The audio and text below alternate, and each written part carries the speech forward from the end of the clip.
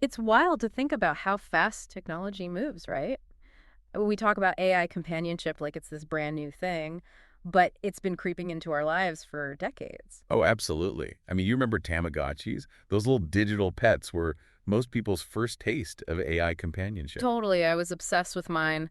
But I have to admit, I didn't see back then where things were headed. Yeah. Did anyone predict this whole AI girlfriend phenomenon? Not from Tamagotchis, maybe. Haha.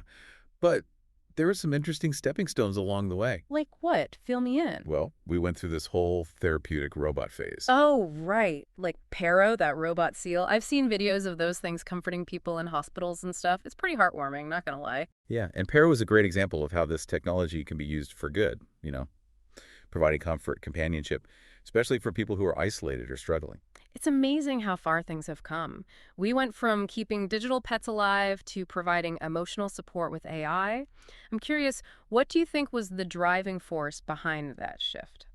Part of it was just the tech getting better, plain and simple. Oh, AI and robotics advanced so we could make companions that were more complex, that could actually respond to our emotions. and that's when things started to get really interesting. Because then we got Siri, Alexa, Google Assistant, all those digital assistants that we love to hate. Right. They're everywhere now, Yeah. integrated into our homes, our phones, our lives. Totally. But I'd argue that they're still pretty limited, right? I mean, you wouldn't pour your heart out to your Alexa about your relationship problems. True, true. Those assistants are great for what they do, setting reminders, playing music, but they're missing that emotional depth. The real shift happened with emotionally aware AI. Stuff like Xiaoice and Replica. Okay, now we're talking. These were programs designed to get us right, to understand and respond to our feelings. That's a game changer. It was a huge leap. And it happened so fast. Just think about ChatGPT. Oh man, ChatGPT, everyone's talking about it. Exactly. It launched in late 2022 and boom, 1 million users within days. People were floored by how human-like it felt to talk to this thing. I remember when it first came out, everyone was going nuts for it. People were using it for everything, writing poems, coding, even creating dating profiles. He was wild. Yeah. And honestly, that's just the tip of the iceberg. Generative AI like ChatGPT has completely revolutionized what AI can do. So, in a nutshell, we've gone from pixelated pets to robots that help people heal to AI that can write poetry and have deep conversations with us. It's a lot to take in. It really is. And it makes you wonder, where do we go from here? So much to unpack there. But it really makes you think, why now? Why is AI companionship blowing up all of a sudden? Did the tech just finally catch up, or is there something more to it? It's kind of both, actually. Yeah, the technology has advanced at this crazy pace, but it's not just that. There's this other side to it, this growing need for connection that people are feeling. You know, I hadn't thought about it that way. It's like this perfect storm. And the research actually talks about this, that social companionship with AI paper you sent over. Oh, yeah, yeah. What was it the paper said again? Well, it digs into some of the reasons this is happening right now. One of the biggies was the COVID-19 pandemic. It really messed with our need for connection. For sure. Lockdown, social distancing. It was tough. Exactly.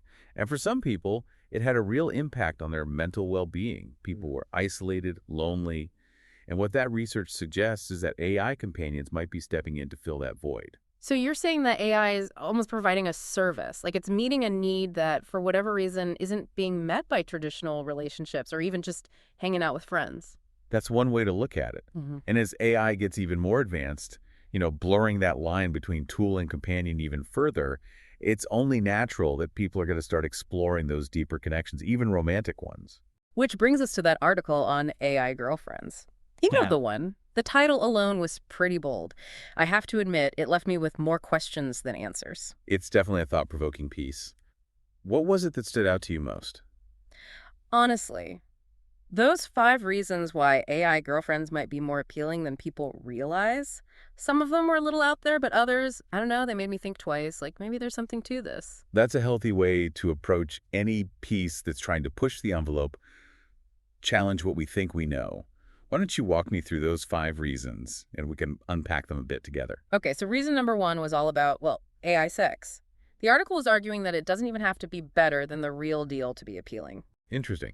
It suggests that for some people, the draw might be more about access, convenience, fulfilling a certain need, even if it's not a perfect replica of being with a human. Exactly. And the article used this analogy of a juicy ribeye steak versus like a McDonald's hamburger. Ah, appealing to our base desires. So both can satisfy your hunger, but sometimes you want something quick and easy, right? It doesn't have to be a gourmet experience. Exactly. That's what the author is saying. Sometimes you're in the mood for a ribeye. Sometimes you just want that instant gratification of a burger. And the article was saying it's the same with AI companionship. It's that quick, easy connection in a world that often feels anything but. I can see that. It speaks to this whole trend of wanting instant gratification. We see it everywhere, ordering food on our phones, streaming any movie we want with a click. So why not instant gratification in our relationships too?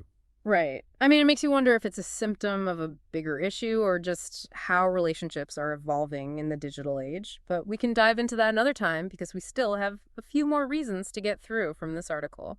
Ready for number 2? Hit me with it. What else did they say about the allure of AI girlfriends? This one was pretty eye-opening, not gonna lie. It said that because a lot of young people, especially young men, aren't having sex. Hold on. Well, the article basically said that AI girlfriends could fill that gap. They're offering intimacy and companionship to people who might not be getting it in traditional ways. That's a big statement. And look, we always have to be careful about making generalizations.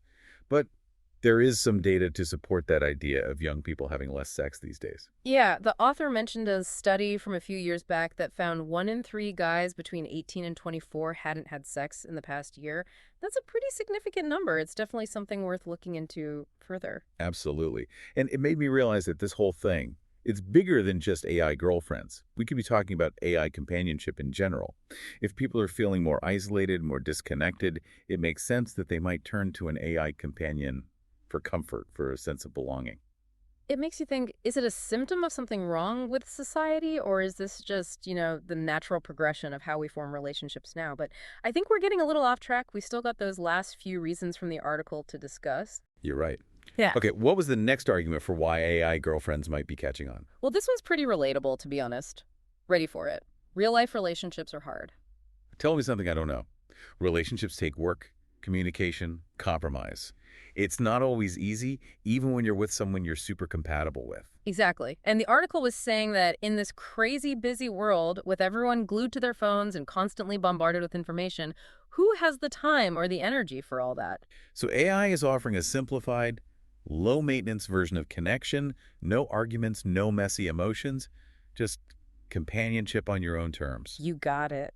And honestly, in a world where we're constantly bombarded with notifications and demands, the idea of a relationship that's easy, low-key, even if it's with an AI, it's kind of tempting. I can see the appeal, for sure. But it does make you think, what are we really looking for in our relationships? And can AI ever truly replicate that deep, messy, beautiful thing that is human connection? That is the million-dollar question, isn't it? Are we heading towards a future where our main source of connection is AI? And if so, what does that even mean for us as humans? Those are questions we're going to have to face as a society. But let's save those for later. We still have those last 2 reasons from that article, and I have a feeling they're only going to open up even more questions. You're not wrong about that. Okay, so reasons 4 and 5, they're both kind of about the same thing, this whole sensitive topic of sex and intimacy and how AI fits into that. Ready to dive in? Lay it on me. So the article is talking about how a lot of people, they have these hang-ups about sex, like performance anxiety or other stuff that makes intimacy kind of a challenge. Yeah, and that's something people often don't feel comfortable talking about. Yeah. Even with their partners, which just makes things even tougher. Exactly. And that's where the article was saying AI companions could actually be a good thing. Like they could be this safe space for people to figure things out, explore their sexuality without judgment. That's an interesting way to look at it. It's like, remember we were talking about virtual reality exposure therapy, how it can help with phobias and stuff. Right. It's like applying that same idea to intimacy. So instead of avoiding these situations, AI could be a way to actually work through those feelings, develop a healthier relationship with sex. It's like a practice run, right? And speaking of risks, that kind of leads into the 5th reason from the article. The whole AI companions are less risky in some ways thing. And this is where it gets even more complicated. Because while, yeah, AI might take away some of the traditional risks, it also brings up this whole other set of issues we got to be aware of. Okay. Yeah, I see what you mean. Like, what kind of risks are we talking about? The article made it sound pretty appealing. No heartbreak, no STDs. Well, think about it this way. An AI companion can't hurt you physically. but there's still that potential for emotional harm, even addiction. Like you get so used to this idealized AI companion that's always there for you that real human interaction just seems less appealing. Exactly. We talked about how engaging this technology is designed to be, right? Even addictive. So we have to ask ourselves, when does that engaging companion cross the line into something that could actually be bad for us? That's a really good point. It's like we're back to that question of where we draw the line between AI as a tool and AI as a companion. And as AI keeps getting more advanced, more integrated into our lives, that line is just going to get blurrier. That's why it's so important to have these conversations now, to really think about what this technology means for us before it becomes so normal that we don't even question it anymore. This whole conversation has been a trip. We started with Tamagotchis, and now we're talking about the future of humanity and AI companions. It really makes you think. If there's one thing I want our listeners to take away from this, it's that this technology, it's not good or bad in itself. It's how we use it, how it fits into our lives, and how we define our own humanity that's going to determine its impact. So well said. And to everyone listening, we want to hear from you. What do you think about all this? Are you excited about the potential of AI companions? A little freaked out? Join the conversation on social media and let us know. Because one thing's for sure is AI keeps learning, keeps evolving. Those lines between what's real and what's simulated are going to keep getting blurrier. And it's up to us to figure out how to navigate this new world. Couldn't have said it better myself. And on that note, I think it's time to wrap up this deep dive. Thanks for joining us. Until next time, keep those brains buzzing.